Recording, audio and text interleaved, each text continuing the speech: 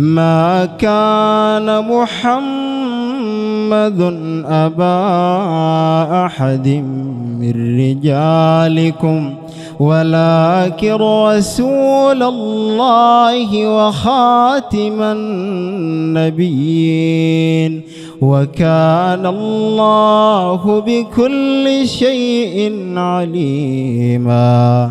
يا أيها الذين آمنوا